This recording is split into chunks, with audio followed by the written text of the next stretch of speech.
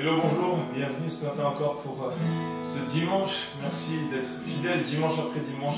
C'est une joie de pouvoir ensemble célébrer notre roi. Ce matin, on veut vraiment, avant d'avoir ce temps de message encore juste, à travers de ces chants, élever le roi des rois. On est dans la joie ce matin, bien plus que parce qu'il y a des beaux temps, le soleil. Plus que ça, on est dans la joie parce que notre Dieu est avec nous. Qu'on puisse se tenir debout et célébrer de tout notre cœur.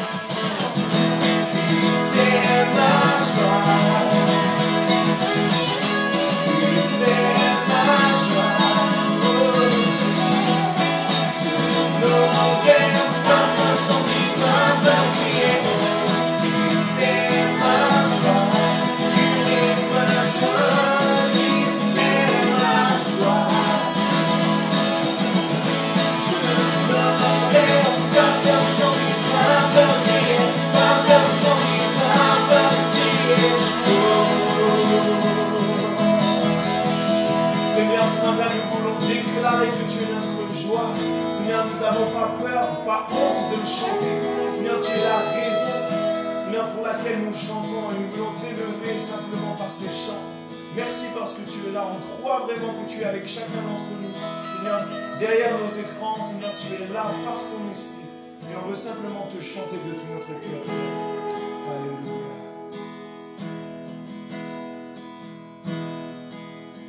Voici l'aura, l'aube d'un nouveau jour. Pour toi un chant doit s'élever.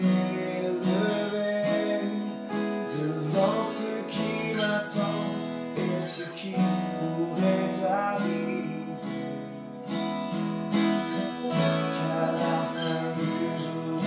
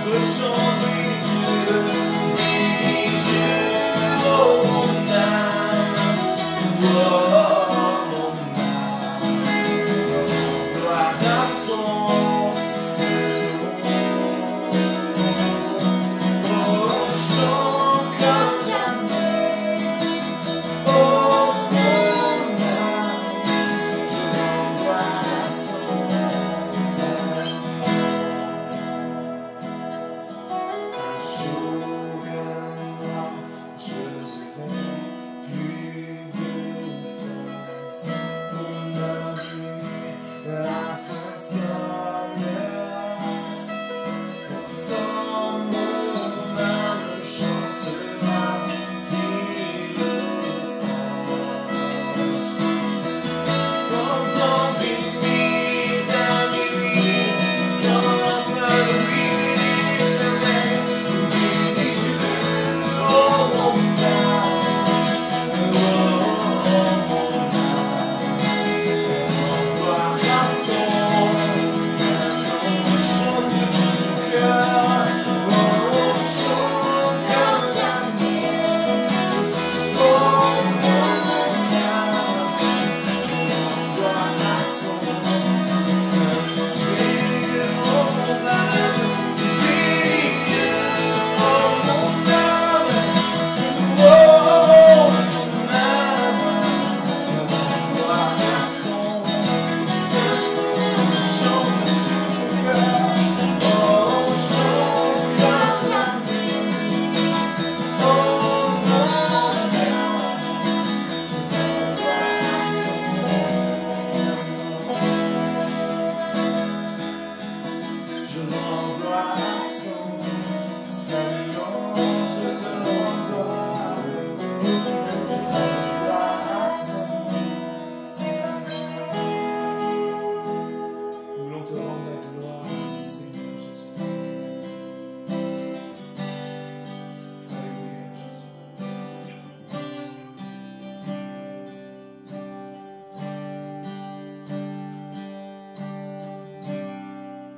Regardez dans ce moment, dans le calme de ta présence, quand le bruit faiblit, et tu parles à mon âme, tu as toute mon attention, fais-moi entendre ta voix, je ne veux rien manquer, Seigneur, mon cœur désire de toi, mon cœur recherche ta face, alors je cède à toi.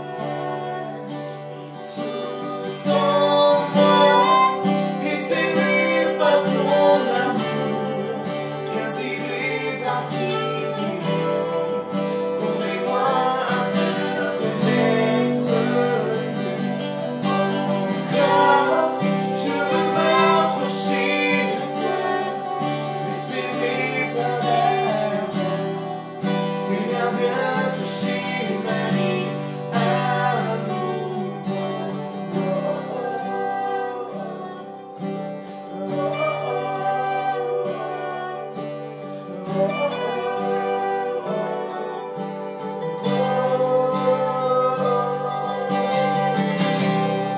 Comme le soleil à l'aurore, comme la brise dans la nuit, elle me restaure, tu me donnes la vie.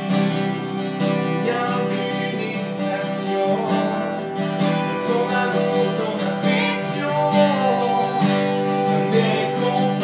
incomparable. Seigneur, mon cœur désire plus de toi, mon cœur recherche ta face, je cède à toi.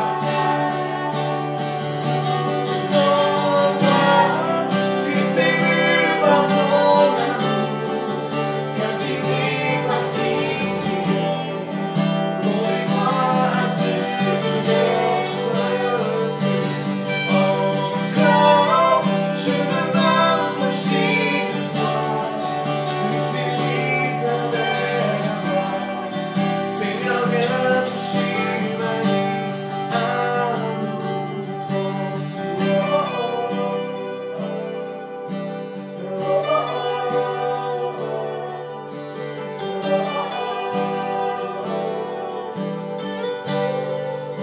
À toi j'ouvre mon cœur, Seigneur.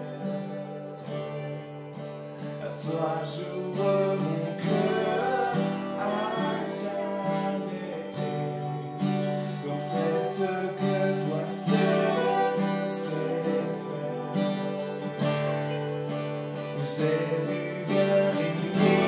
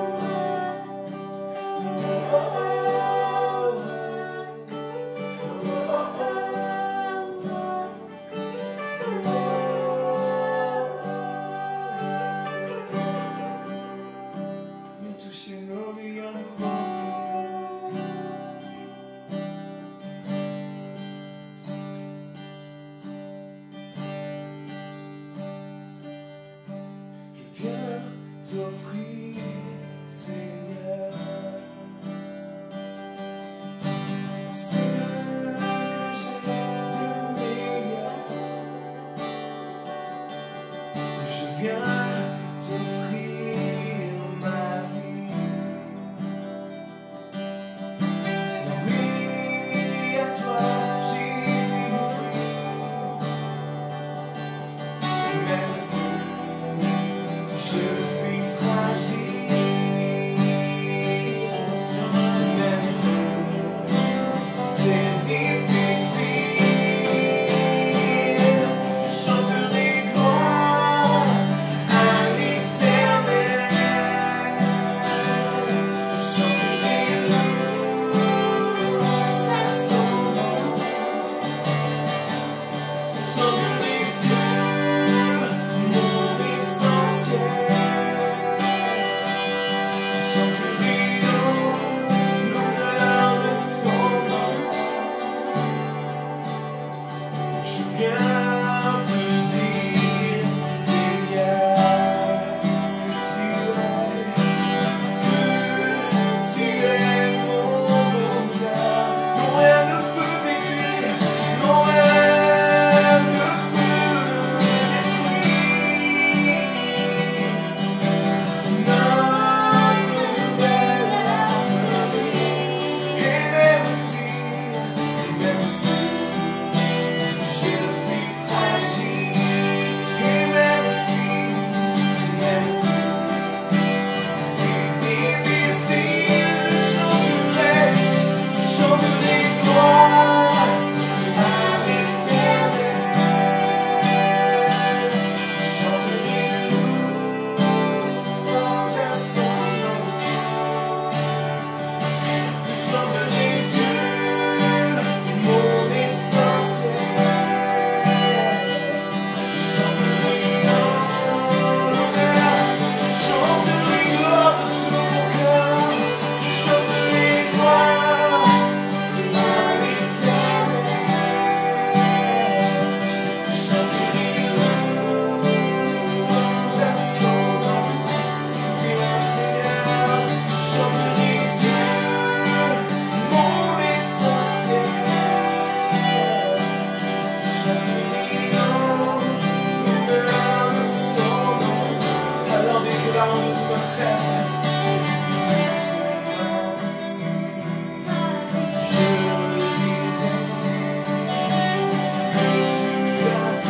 donné ta vie. Toute ma vie, je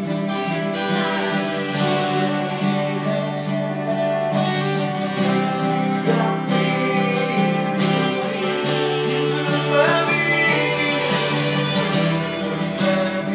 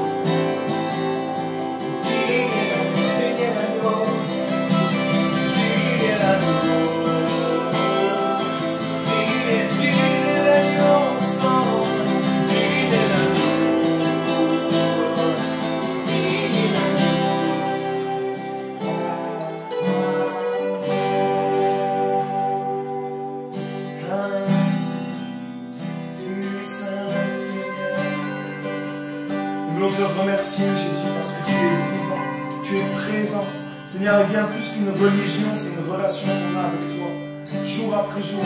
Seigneur, lorsqu'on élève nos voix vers toi comme on vient de le faire, Seigneur, tu reçois nos louanges, tu reçois ce qu'il y a dans notre cœur. Et nous voulons te remercier pour ça. Merci parce que tu nous entends. C'est toi que nous voulons bénir. C'est à toi que nous voulons rendre toute la gloire, Seigneur. Alléluia. Seigneur, que ce matin tu puisses encore parler, toucher nos cœurs. Vraiment, on a soif de toi. On a soif parce que tu nous parles. Seigneur, que nous puissions entendre ce que tu veux nous dire. Dans le nom de Jésus, on te prie pour ça. Dans le nom de Jésus. Amen.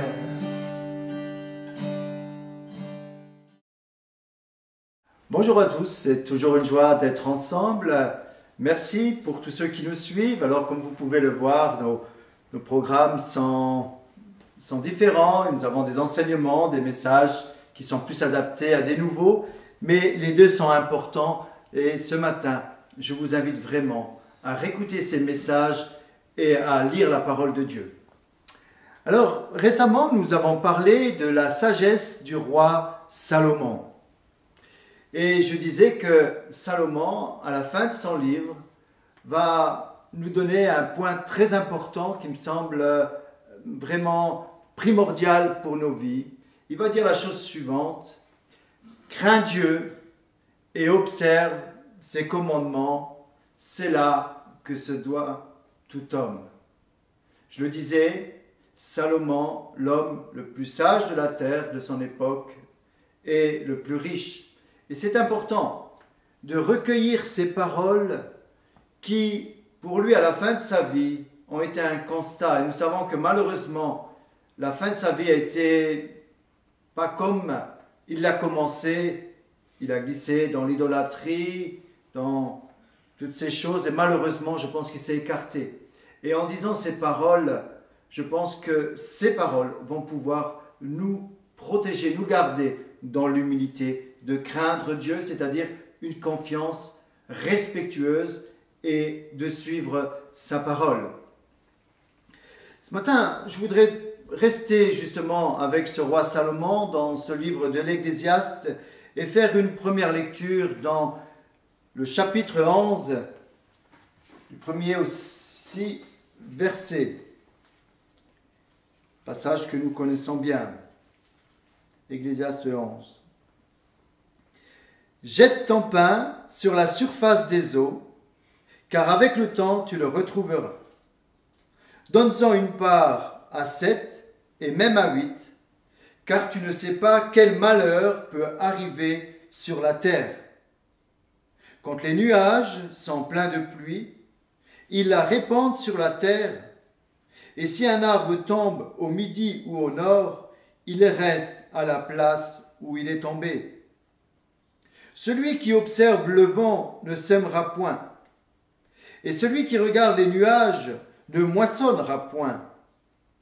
Comme tu ne sais pas quel est le chemin du vent, ni comment se forment les eaux dans le ventre de la femme enceinte, tu ne connais pas non plus l'œuvre de Dieu qui fait tout. Dès le matin, sème ta semence, et le soir, ne laisse pas reposer ta main, car tu ne sais point ce qui réussira, ceci ou cela, ou c'est l'un et l'autre sont également bons. Amen. Jette ton pain à la surface des eaux, car avec le temps, tu le retrouveras. Imaginons, nous partons avec mon épouse en famille, nous allons au bord d'un étang, nous allons pique-niquer, nous avons des sandwichs, et là nous voyons nos enfants prendre leur pain et le jeter dans l'étang. On va leur dire, mais qu'est-ce que vous faites? Ils vont nous dire, mais c'est la maîtresse de l'école du dimanche qui nous a dit que nous devons prendre le pain et le jeter à la surface des eaux parce qu'avec le temps, nous allons le retrouver. Alors, je vais leur dire à mes enfants, je crois que c'est les poissons qui vont retrouver ton pain. Et ensuite, je vais prendre le téléphone et appeler la monitrice pour lui expliquer un peu le sens du texte. Je pense que ce texte est vraiment très important. Et ce matin, je voudrais pénétrer avec la grâce de Dieu ce passage. Lorsque nous avons du mal à comprendre un texte biblique, c'est aussi parfois parce que nous le transposons, le contenu à notre époque et notre culture, alors qu'il a été dit dans un contexte bien précis. Et ce passage, entre autres, est riche d'enseignements. Mais je crois que bien souvent, nous donnons d'autres interprétations que l'interprétation première, qui sont aussi justes, bien sûr. Alors, l'interprétation traditionnelle d'Ecclésiaste dans le judaïsme, comme dans le christianisme, est morale.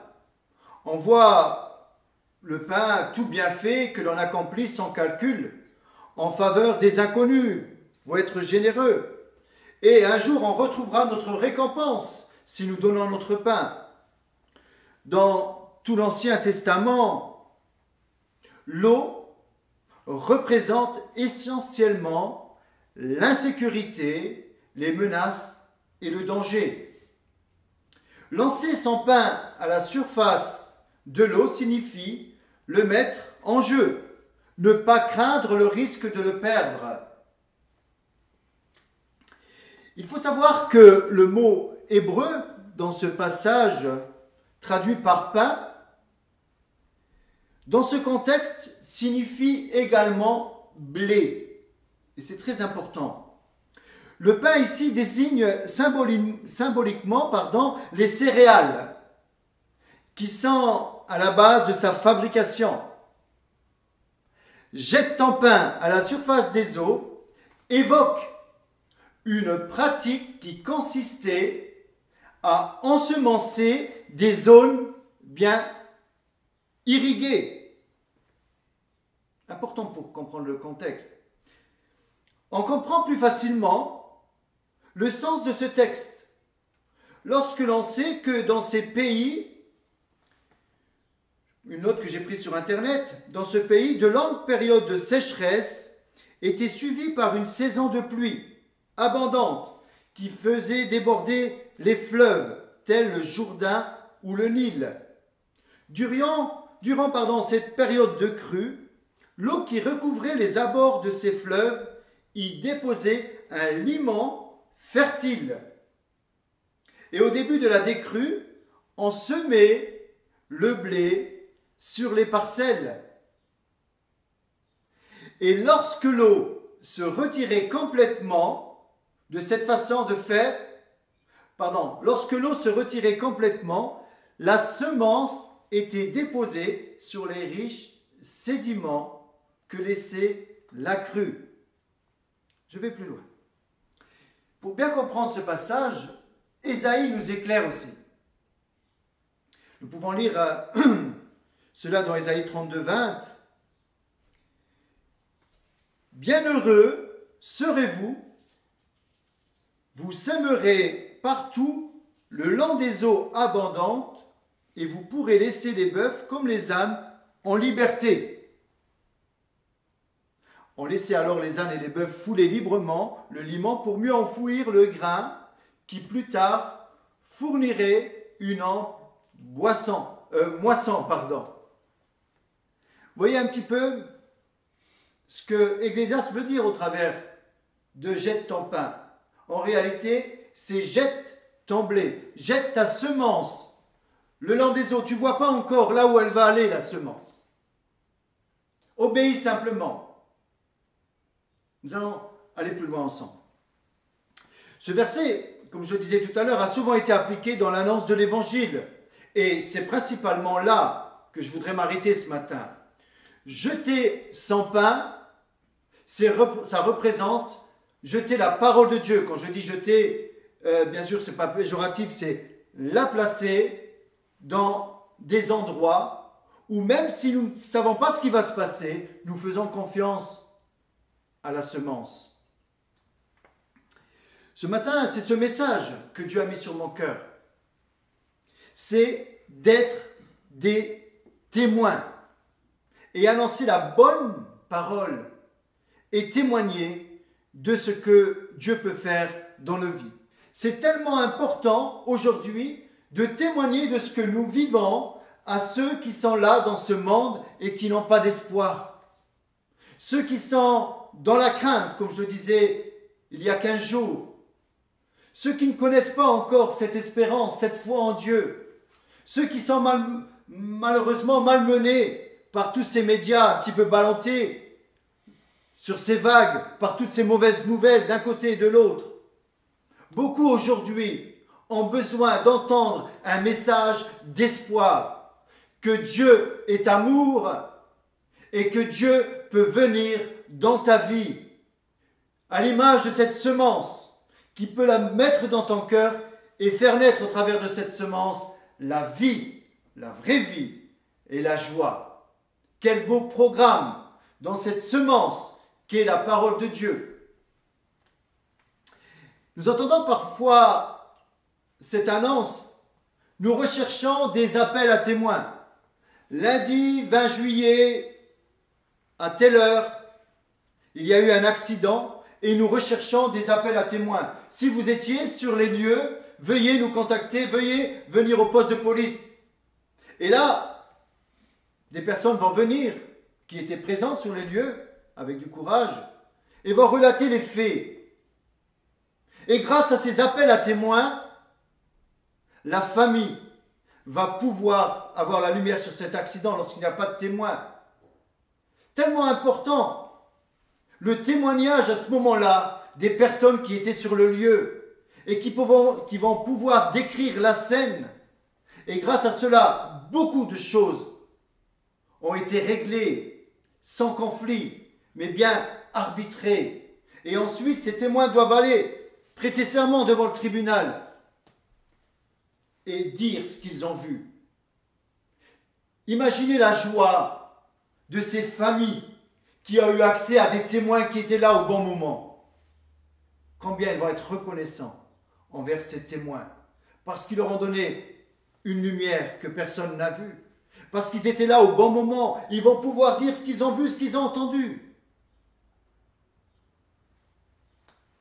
Aujourd'hui, nous sommes ces témoins. Nous avons vu la lumière. Nous avons vu que Jésus est vivant. Nous avons vu des vies transformées. Pas seulement chez les autres, mais chez nous-mêmes. Et je peux témoigner, il y a plus de 33 ans, toutes ces expériences qui m'ont amené aujourd'hui à ce que je suis par sa grâce. Mais je peux dire une chose, c'est que Dieu est vivant. Et sa vie est en moi. Et cette vie-là, j'ai envie de la communiquer lorsque je vois des personnes sans espérance. Lorsque j'ai ce privilège d'aller dans les hôpitaux ou aux soins palliatifs.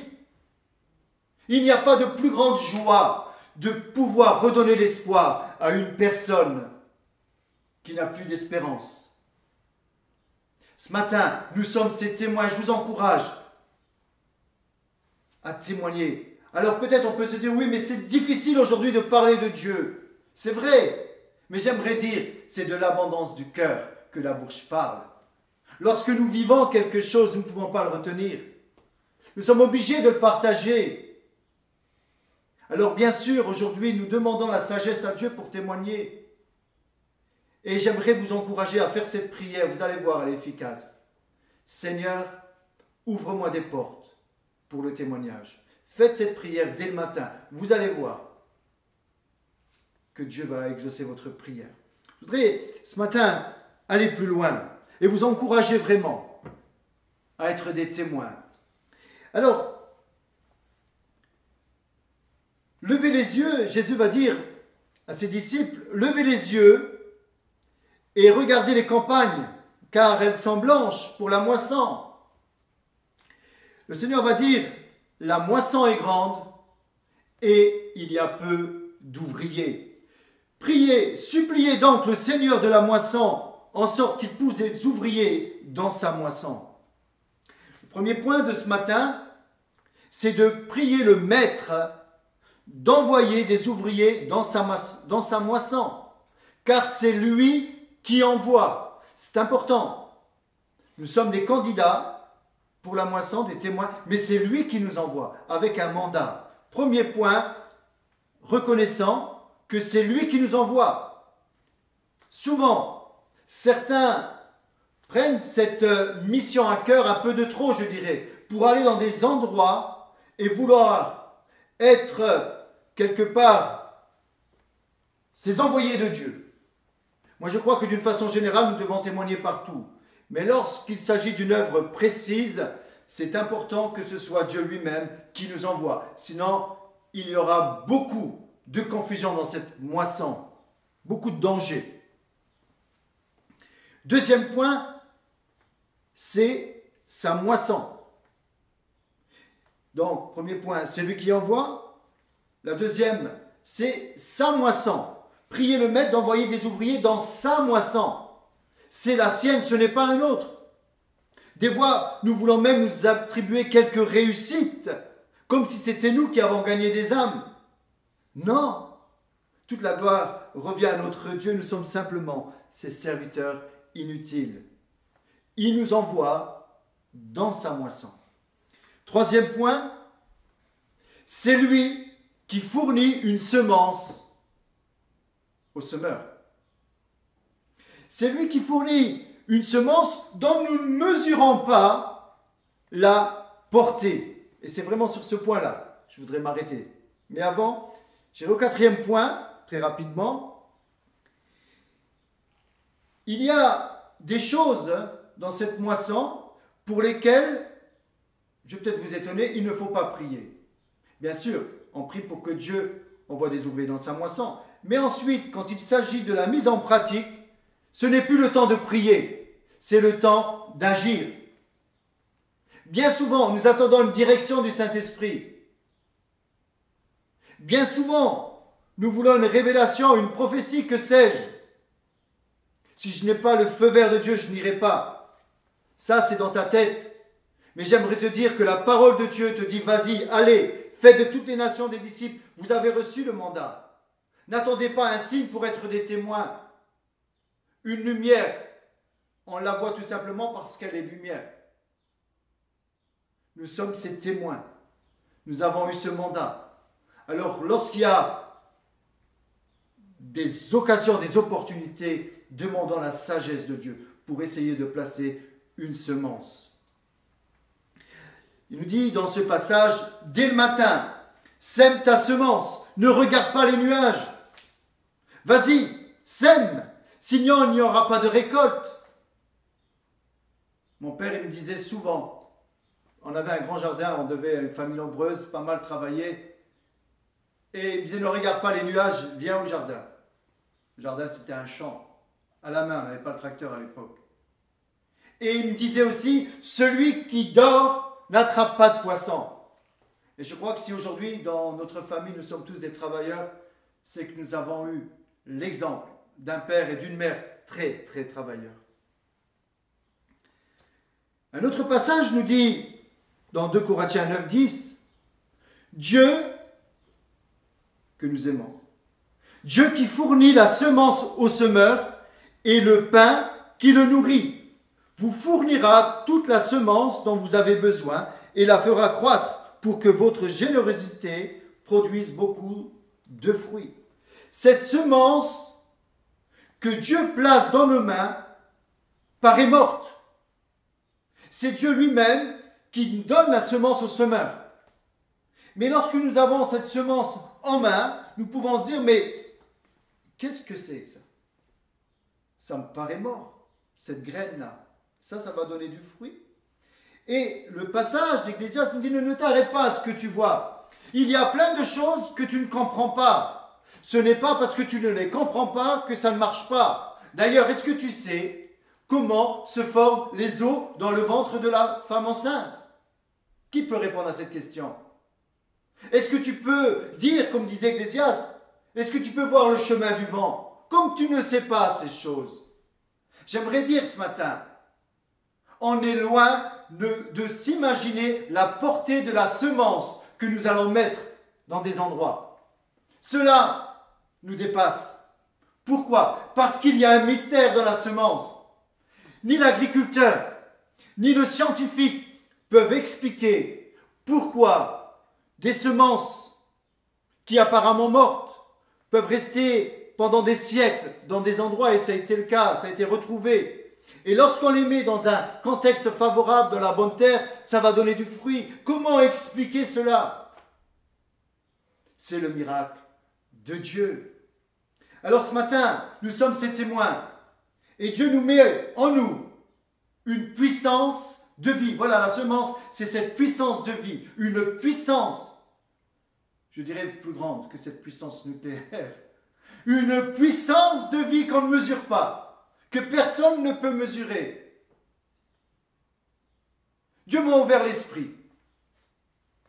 Vraiment, je viens de vivre un miracle avec mon épouse. Un miracle inutile, je dirais. Des fois, on attend des miracles où c'est vital. Mais là, c'est un miracle qui m'ouvre l'esprit. Nous avons plusieurs arbres fruitiers. J'ai des figuiers, des oliviers à la maison, j'ai un amandier, j'ai la vigne. J'aime méditer sur ces arbres bibliques. J'ai aussi un mirabellier. Bien sûr, nous sommes de la Lorraine, mais il était déjà là lorsque nous avons construit il y a plus d'une quinzaine d'années. Ça fait depuis tout un temps, donc un petit terrain, il est bien comblé. Et ce terrain, il n'y a plus de place pour planter des arbres. Et j'ai toujours voulu planter un pommier. C'est un rêve d'enfance parce que quand j'allais en vacances à la campagne, en Italie, on prenait des pommes dans le verger et on allait à la source, on les mangeait, c'était magnifique. Et ce souvenir-là, mais un de ses goûts, on ne sentait pas les pesticides. C'est meilleur sans les pesticides. Et donc, je me souviens, et puis j'aime, c'est mon délire, c'est mon plaisir, prendre une pomme sur l'arbre et la manger. Bon, je ne peux pas expliquer ça, mais c'est comme ça. Et encore l'année dernière, je passe devant un pommier, j'étais chez un client, et il y avait des pommes qui dépassaient un tout petit peu. Je me suis dit, j'irais bien la manger. Vous voyez? Mais je dis non, je suis chrétien, je ne vole pas. Je ne me laisserai pas convoiter. Je ne pêcherai point. Il y en a qui se sont fait avoir dans le jardin d'Éden. Je dis non, non, non, non. Je ne la prends pas, elle ne m'appartient pas. Mais toujours ce désir de voir de belles pommes rouges. Voilà, je vous dis un petit peu le contexte pour que vous puissiez comprendre un petit peu mon délire. Et puis, voilà qu'un matin, nous avons donc juste derrière le mirabellier et nous avons notre boîte aux lettres. Et au pied de la boîte aux lettres, je vois une pomme. Je me dis en moi-même, je dis mais qui c'est qui a été mettre une pomme là? Et bon, sans plus, vraiment sans plus. Et mon épouse se fait la même réflexion en allant prendre le courrier. 2-3 jours après, je vois une deuxième pomme à côté de... Donc je vois 2 pommes au sol. Je me dis mais qui c'est qui vient mettre des pommes ici? Je regarde comme ça, bon, j'ai un mirabellier. Et voilà que quelques jours après, on a un petit muret qui sépare donc notre mirabellier. Et chez la voisine, donc le mirabellier donne aussi, je vois une pomme de l'autre côté du muret, au sol. Et là, je me dis, mais il y a un problème là. Qu'est-ce que c'est? Qu'est-ce que ces pommes viennent faire ici? Et j'ai un ami qui passe, et il voit un reflet rouge sur l'arbre, et il me dit, tu as des pommes? Je dis, c'est pas possible, c'est un mirabellier.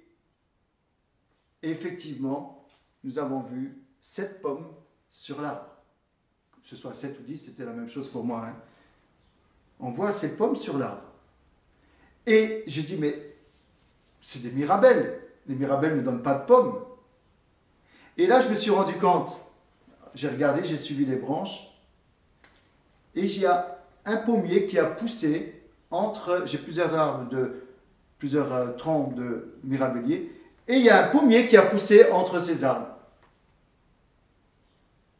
Et là, je me suis dit, Seigneur, bon, je rêve pas, mais tu es en train d'ouvrir mon esprit à une chose. Tu es en train d'ouvrir une chose, c'est le miraculeux de Dieu. On ne peut pas comprendre comment une semence peut venir ici. Alors là, je parlais tout à l'heure, c'est le semeur qui va la mettre en terre. Mais là, j'ai rien fait du tout. Personne n'a planté de pommier. Ce pommier, j'aimerais dire que ce pommier-là m'ouvre l'esprit à m'attendre au miraculeux de Dieu. Le miracle, c'est pas de calculer, c'est de s'attendre à Dieu. Des fois, il y a des choses qu'on ne comprend pas. Pourquoi la semence, elle pousse là, et des fois, elle ne pousse pas. On a déjà essayé de planter des fois certains arbres, certaines plantes, et on n'a rien de temps. Je ne vais pas parler de ce que j'ai planté l'année dernière, il n'y a rien qui est sorti, sinon mon épouse va me plaisanter, mais les quelques salades, bon bref, ça c'est une histoire familiale. Et des fois, on s'y applique, on prépare le terrain, on fait ce qu'il faut, il n'y a rien qui sort. Ça ne marche pas. Et des fois, paf, ça sort tout seul sans qu'on le sache. Pourquoi je dis ça ce matin? J'aimerais vous encourager à vous attendre au miraculeux ce matin. Si vous prenez la parole de Dieu comme une semence dans votre vie, ces promesses de Dieu dans votre vie, à ce moment-là, il y a des choses qui vont dépasser votre entendement, se passer dans votre vie, vont pouvoir se passer dans votre vie. Et lorsque vous prenez ces promesses comme une semence en vous, et j'aimerais dire, et c'est là qu'est une chose très importante, ces belles promesses dans lesquelles vous profitez, vous ne les gardez pas seulement pour vous, mais vous commencez à les donner aux autres, à les communiquer autour de vous. Vous allez voir que ces personnes-là aussi vont profiter et des fruits vont commencer à apparaître dans leur vie. Je donnerai un témoignage pour vous dire que je vous encourage ce matin à semer, même si des fois on ne comprend pas la portée du témoignage. Des fois, Dieu met des personnes sur notre route. On ne sait pas qui c'est ces personnes-là. Je pourrais donner plein de témoignages, mais je vais en donner un en particulier ce matin. Et dans ces témoignages-là, une petite semence, cette personne-là va se convertir et va pouvoir aider énormément de personnes. Une personne qui était en recherche de Dieu, une personne qui a prié et qui a dit à Dieu. Ça m'est arrivé, je dis ça rapidement, mais la dernière fois, je vais chez une cliente et je prie tous les matins pour que Dieu m'ouvre des portes. Je prie, j'arrive chez une cliente pour le travail, comme je dis souvent, je suis rentré comme représentant, je suis sorti comme pasteur. Et tout en parlant, Saint-Esprit me parle intérieurement, je commence un petit peu à venir sur le sujet. Et cette personne me dit, ce matin, j'ai prié pour que Dieu m'envoie quelqu'un parce que je suis à la recherche d'une église. Je ne comprends pas. Jamais j'aurais pu calculer tout cela. Ça, c'est le Saint-Esprit. Comme tu ne sais pas le vent dans la parole de Dieu, c'est le souffle, c'est l'Esprit de Dieu. Il y a des fois où on ne sait pas. Mais si on est disponible et si on comprend que c'est lui qui nous envoie et que c'est lui qui nous donne la semence, à ce moment-là, il va pouvoir nous utiliser. Je reviens sur mon témoignage. Voilà comment l'œuvre de Dieu a vraiment démarré au Luxembourg. Vous savez comment? Une semence que j'ai négligée, je l'ai jetée comme ça, jamais je pensais que ça allait donner. Et c'est de là que l'œuvre a commencé.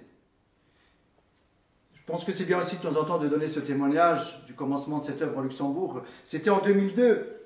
Il y avait un concert à Dîner Spectacle sur Mondorf. Et il y avait la chanteuse Jill Manson, pour ceux qui connaissent, qui était là. Et je vais voir un grand client dans un hôtel, et il y avait le magazine, très rapidement. Il y avait ce magazine, et je vois Jill Manson, Dîner Spectacle, avec concert gospel. Et à ce moment-là, le Saint-Esprit me parle, vas-y. Je rentre à la maison, je peux prendre cette brochure, je le demande, et je dis à mon épouse, écoute, je sens qu'il y a quelque chose qui est en train de se passer, là, le Saint-Esprit me pousse à y aller. Ok, j'invite mon épouse, je dis écoute, on va y aller à quelques-uns, on va prier, mais au-delà de ce concert, je sais que Dieu cherche Jill Manson, je sais qu'il y aura un témoignage à donner. Je commence à prendre la chose à cœur et tout, mon épouse est d'accord. Je téléphone au numéro pour l'inscription, la personne me dit écoutez, tout est complet. C'était à quelques jours, à une semaine je crois, du spectacle. Elle me dit tout est complet. Je dis écoutez, c'est pas grave, mais s'il y a une place, vous m'appelez, je vous donne mon nom. Elle me dit, ok, alors je lui donne mon nom, mais elle me dit, mais je connais ce nom. Elle me dit, mais on s'est mariés à un endroit, il y a un restaurant et le propriétaire, ben, je dis, mais c'est mon frère. Ah bon, ok. Alors je lui donne ensuite l'adresse, mais elle me dit, mais vous habitez là? Elle me dit, mais ma maman, elle habite juste à côté de vous. Ben, bon, je ne la connais pas, c'était des immeubles à l'époque. Et tout simplement, du coup, bon, des fois, on cherche des signes, mais on essaie de s'accrocher comme on peut. Hein. Et là, je me dis, bon, on a bien sympathisé, elle va peut-être m'aider. Mais je dis, Seigneur, si je dois aller, c'est toi qui m'as conduit jusque-là, ça ne va pas s'arrêter là. Et puis voilà, de fil en aiguille, on arrive à ce dîner-spectacle. Il y avait Mario, mon épouse, et bon, on était 6, hein, chérie 5, 4, voilà, on était 4. Et puis on arrive à ce dîner-spectacle, et puis je me dis, bon, on était priés, j'étais gonflé à bloc, j'avais fait tout mon programme, je me dis, bon, le Saint-Esprit est tellement bon, il va me mettre juste en face de la chanteuse et je pourrai lui témoigner. Et on arrive dans la salle, et ils nous ont mis une table, mais vraiment à l'extrémité. En fait, ils avaient ajouté une table, et j'étais vraiment tout à l'extrémité. Et j'ai dit, Seigneur, tu t'es trompé. Pourquoi tu m'as mis à l'extrémité? Jamais je pourrais lui témoigner. Et puis, très rapidement, voilà, ça a commencé là. À notre table, il y avait une personne qui était fleuriste, Agnès. D'ailleurs, Agnès, je te salue. Elle est sur Bruxelles, je sais qu'elle nous écoute. Je t'embrasse. Et donc, il y avait Agnès qui était là, fleuriste, et j'avais, avec la permission de mon épouse, investi dans un beau bouquet de fleurs. Pas pour mon épouse, à d'autres moments c'est pour mon épouse. Mais là c'était pour l'artiste. Et puis je viens, bon, il était bien hein, emballé. Et puis cette fleuriste-là voit le bouquet, elle me dit, mais écoutez monsieur, il faudrait un peu plus l'aérer et tout. Je dis, ah bon? Elle me dit, oui, je suis fleuriste. Ah, je dis, bah écoutez, vas-y, faites-moi ce que vous voulez et tout. Elle me le fait, tout ça. Et très rapidement, parce que je partais de ma place pour aller devant le podium, pour essayer de montrer que j'avais un intérêt pour ce qui se passait, tout ça, que j'étais dedans et tout. Et puis, je vais demander le responsable, j'ai dit, écoutez, j'aurais un bouquet à remettre à l'artiste. Il me dit, oui, ok, à l'entracte. Donc, j'étais focalisé que j'allais à ce dîner-spectacle pour témoigner à l'artiste. Je ne voyais rien autour de moi. J'étais focalisé par cette semence que j'avais et que je devais donner à cette personne. En plus, si je me souviens bien, j'avais même un calendrier, pour ceux qui connaissent, bonne semence, que j'ai donné à l'artiste. Et là, je donne à cette fleuriste qui m'arrange le bouquet. Et puis, alors vraiment, des fois, vous savez, on témoigne des heures à des personnes. On leur fait des études bibliques de Genèse à Apocalypse. On se dit, ça y est, ils vont se convertir, ils ont compris. Et il n'y a rien qui se passe. Et là, cette personne, je lui dis, voilà, on a un groupe de prière. À l'époque, je démarrais dans le ministère. Et je dis, voilà, on fait des petits déjeuners dans une pâtisserie, là, à Dudelange, à Luxembourg. Et puis, voilà, si vous voulez venir. Et alors, je prends un menu. Je lui écris sur... Non, c'était une serviette papier. Je lui écris là. Je lui donne mais vraiment, ce n'était pas présentable, mais vite fait, elle écrit sur une serviette en papier que c'était à Dudelange, l'adresse, tout ça. Voilà. Mais je ne la calcule même pas, je ne fais même pas attention à elle. Et puis moi, j'étais focalisé. Arrive la fin du spectacle. Dieu a permis qu'on rencontre l'artiste, on lui témoigne, ainsi qu'au musicien. C'était vraiment très sympathique, c'était vraiment très bien. Je repars à la maison, mais vraiment content. Je dis, Seigneur, merci parce que notre mission a réussi. Mais je n'avais pas fait attention à Agnès. Et voilà que 15 jours après, à notre petit déjeuner, je vois qu'Agnès qui se pointe et elle nous dit, oh ben dis donc, pour vous trouver, et elle me raconte, elle me dit, ben en fait, quand vous m'avez parlé, ça m'a intéressé, j'ai vu que vous étiez des gens sérieux, mais le serveur a tout nettoyé les tables. Mais comme je voulais vraiment savoir ce que c'était, j'étais en cuisine et j'ai demandé si je pouvais prendre les poubelles, bon, les poubelles propres, hein, et j'ai retrouvé la serviette et je me suis souvenu de ce que vous m'avez dit. Et elle est venue, et de là, elle a été touchée. Et comme elle faisait partie d'un camping résidentiel à Mondorf-les-Bains, commençait à se voir, et c'est de là qu'est née notre église dans une roulotte, dans un camping. Et ensuite, beaucoup se sont ajoutés et l'œuvre a commencé. Comment est-ce possible? Une semence qui a été mise en terre alors que moi, je ne la voyais pas comme ça. On ne peut pas connaître le chemin du vent. On ne sait pas comment Dieu intervient. Ce qui est important, c'est d'être obéissant. J'ai eu ce réflexe de donner une petite semence. Et Dieu a béni. Alors ce matin, je vous encourage à jeter la semence le long des eaux. Maintenant, j'aimerais vous dire un dernier point pour terminer, que pour moi, cette semence, ce passage avec cette semence, jette ton pain à la surface des eaux, car avec le temps tu le retrouveras. Cette semence qui a été jetée le long des eaux nous parle prophétiquement de Jésus. La semence nous parle de la mort et de la résurrection. Nous savons très bien que si une semence doit porter du fruit, c'est d'ailleurs même Jésus qui va le dire, si elle naît en terre, si elle ne meurt, elle ne peut pas porter du fruit. D'ailleurs, je vais quand même lire ce passage dans Jean 12, verset 20. Quelques Grecs du nombre de ceux qui étaient montés pour adorer pendant la fête s'adressèrent à Philippe de Bethsaïda de Galilée et lui dirent avec instance, « Seigneur, nous voudrions voir Jésus. » Philippe alla le dire à André, puis André à Philippe et dire à Jésus, voyez le témoignage. Jésus leur répondit, « L'heure est venue où le Fils de l'homme doit être glorifié. En vérité, je vous le dis, si le grain de blé qui est tombé en terre ne meurt, il reste seul, mais s'il meurt, il porte beaucoup de fruits. » Ce matin, c'est Jésus qui est tombé en terre, qui est mort pour nous, mais qui est ressuscité. Et parce qu'il est ressuscité, aujourd'hui, nous avons la vie. Parce que Jésus a été jeté le long des eaux. On ne voyait pas au départ, on ne comprenait pas, le peuple ne comprenait pas le Messie. Cette semence a été jetée, et ensuite, lorsque l'eau est descendue, cette semence a pris. Jésus est venu. Il est venu mourir. Voilà ce pain qui a été jeté à la surface des eaux. Ce pain, comme je le disais, c'est le blé qui a été jeté à la surface des eaux. Je termine simplement en disant, cette semence de Jésus veut venir dans ta vie. Ce matin, laisse cette semence venir. Vous savez, dans cette parabole du semeur, il est parlé de 4 différentes catégories de terrain. Le long du chemin, les endroits pierreux, les épines et la bonne terre. Et Luc nous dit que la semence, c'est uniquement dans la bonne terre qu'elle va produire son fruit. Et cette bonne terre, nous dit Luc, c'est un cœur honnête et bon. Ce matin, je te mets au défi. Et je te le dis avec conviction parce que je l'ai vécu. Croyez-moi, quand je suis venu à Dieu, ce n'était pas un enfant de cœur.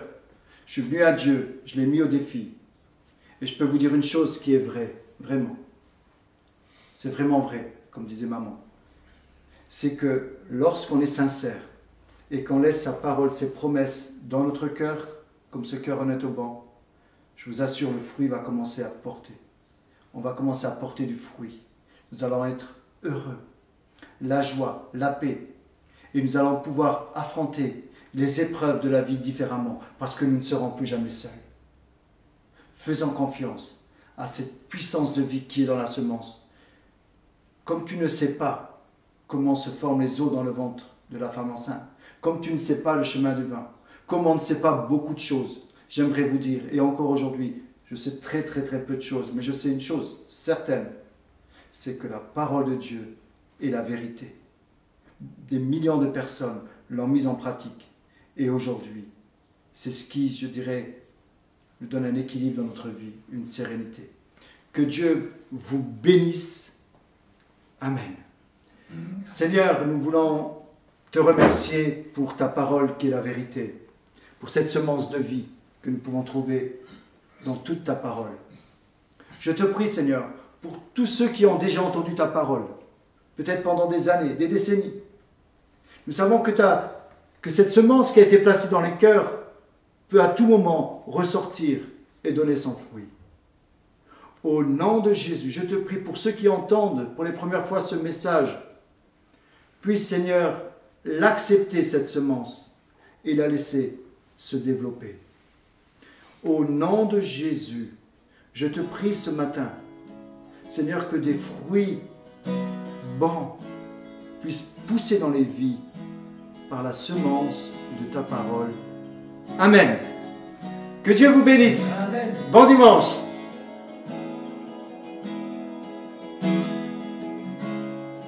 Forme et premiers mots, tu me connaissais.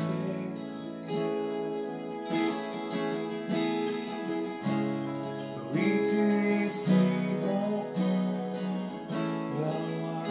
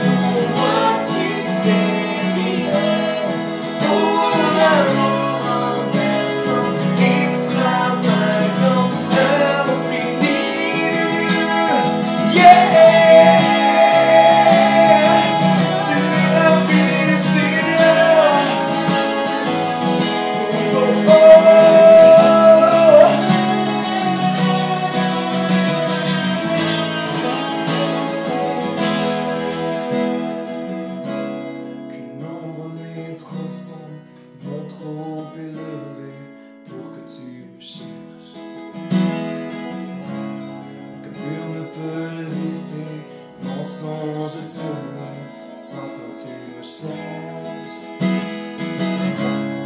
Que l'on est ensemble, mon trop élevé pour que tu me cherches, oh Seigneur. Aucun mur ne peut résister, mensonge de tes nuits, sans fin tu me cherches. Déclare-le de notre cœur. Aucune ombre n'est trop sombre, non trop élevée pour que tu me cherches. Aucun mur ne peut résister, mensonge de tes nuits, sans fin tu me cherches. Aucune ombre n'est trop sombre, non trop élevée pour que tu me cherches. Aucun mur ne peut résister, mensonge de te dire, sans fin tu me cherches. Oh, l'amour inversant, extravagant, de l'infini de Dieu. Sans venir, il me cherche, il me pousse, il me rappelle à lui. Je suis un vide et sans mérite, mais pour moi tu t'es livré. Oh, l'amour envahissant, extravagant, l'infini de Dieu. Yeah.